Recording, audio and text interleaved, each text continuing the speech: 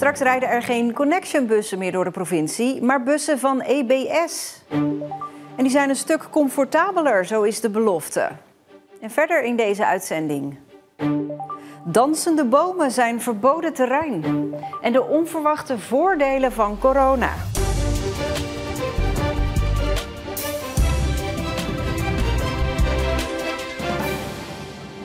Goedenavond.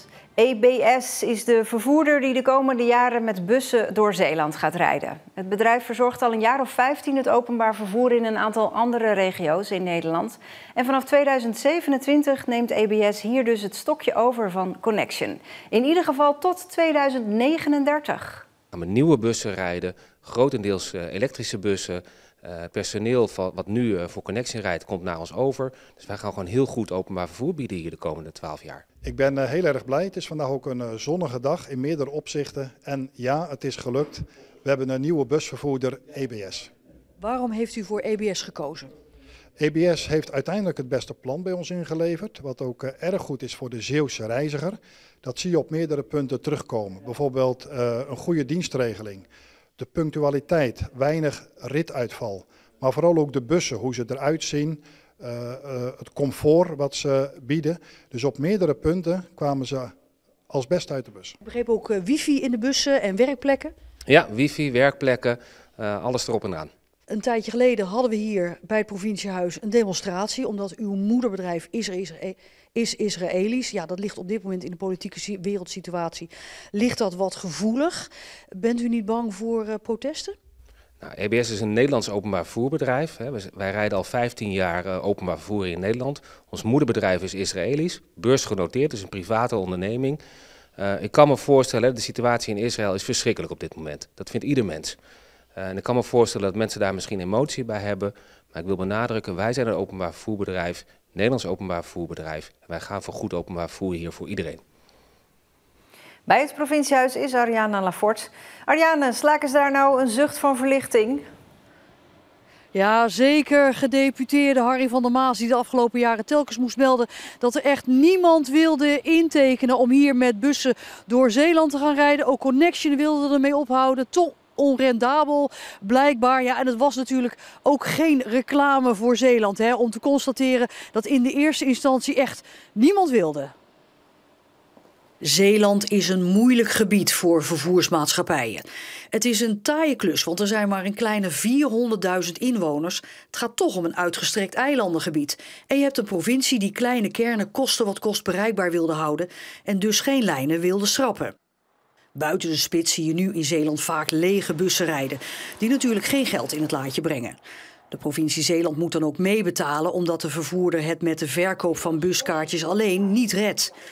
Even bestond de vrees dat er niemand wilde intekenen en dat de provincie Zeeland zelf weer met bussen zou moeten gaan rijden, zoals dat in het verleden gebeurde met de ZWN.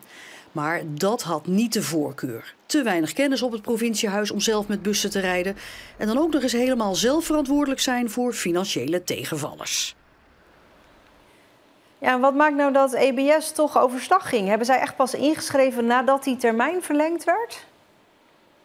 Nou, het gaat toch eigenlijk om een centenkwestie. De provincie Zeeland legt nu 26 miljoen euro per jaar op tafel, zodat EBS op de grote lijnen in Zeeland met bussen kan blijven rijden. Het kleinere vervoer waar de provincie naartoe wil om de dorpen bereikbaar te houden en mensen van huis naar hubs te brengen waar ze dan weer kunnen opstappen. Ja, dat gaat door andere partijen gebeuren. Het comfort wat EBS belooft, ja, dat moeten we nog maar zien, want zijn er in het verleden veel klachten gekomen dat eigenlijk toch niet zo in orde was. Dat die beloofde wifi het bijvoorbeeld helemaal niet deed in bussen. Volgens EBS zelf had dat te maken met verouderd materiaal wat ze inmiddels zelf vervangen hebben. Maar ja, het is even afwachten of EBS het inderdaad waar kan maken in Zeeland. Dankjewel, Ariane. Een van de mogelijke bouwers van nieuwe kerncentrales is afgehaakt. Hier in beeld de bouw van een kerncentrale in Engeland. Het Zuid-Koreaanse bedrijf KHNP wil niet langer meedoen, meldt minister Hermans aan de Tweede Kamer. En daardoor blijven 2 potentiële bouwers over uit Frankrijk en Amerika. Het kabinet wil 4 nieuwe kerncentrales. Daarvoor zijn onder meer Borselen en Terneuzen in beeld. Besluiten zijn nog niet genomen.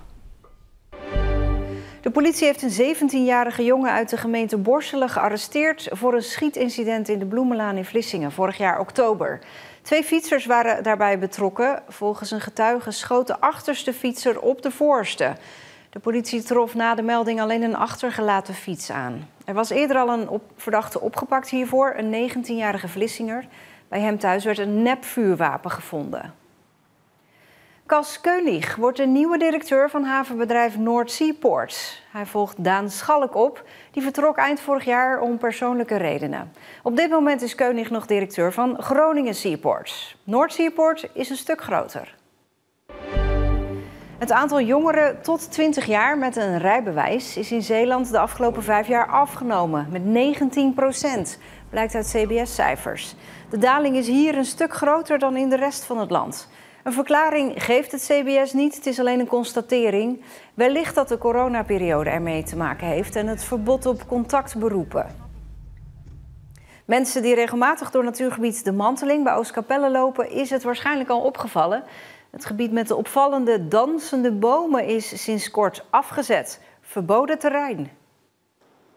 Wij maken ons zorgen om dit gebied en dat heeft eigenlijk verschillende factoren.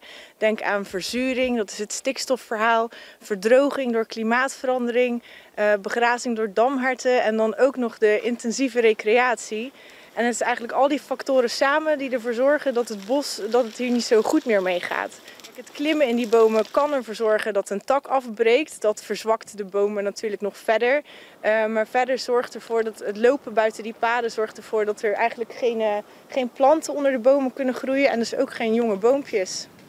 En daarom heeft Staatsbosbeheer de afgelopen tijd verschillende maatregelen genomen om het bos een handje te helpen. Zoals het plaatsen van hekken. Maar de oproep blijft: blijf op de paden, beschadig geen bomen en planten, neem je afval mee naar huis, houd je hond aan de lijn. En dan kunnen we er samen voor zorgen dat we dit gebied duurzaam in stand houden voor de toekomst. Flashback naar 5 jaar geleden, het begin van de coronacrisis. In deze week moesten scholen dicht en de horeca. Cafés en restaurants kregen zelfs maar een paar uur de tijd om te sluiten. Dat had grote gevolgen. Veel horecabedrijven gingen failliet. Maar sommige werden er uiteindelijk zelfs beter van. Alle eet- en drinkgelegenheden in Nederland sluiten vanaf 6 uur vandaag de deuren en blijven dus tot en met 6 april gesloten. Dus zo zagen de straten eruit. De horeca had een paar uur om dicht te gaan. Wat doe je dan als ondernemer zijnde en je hebt bijvoorbeeld een vlees- en visgroothandel gericht op de horeca. En diezelfde avond krijg je pallets vol met vis vanuit Denemarken geleverd. Dan moet je creatief zijn.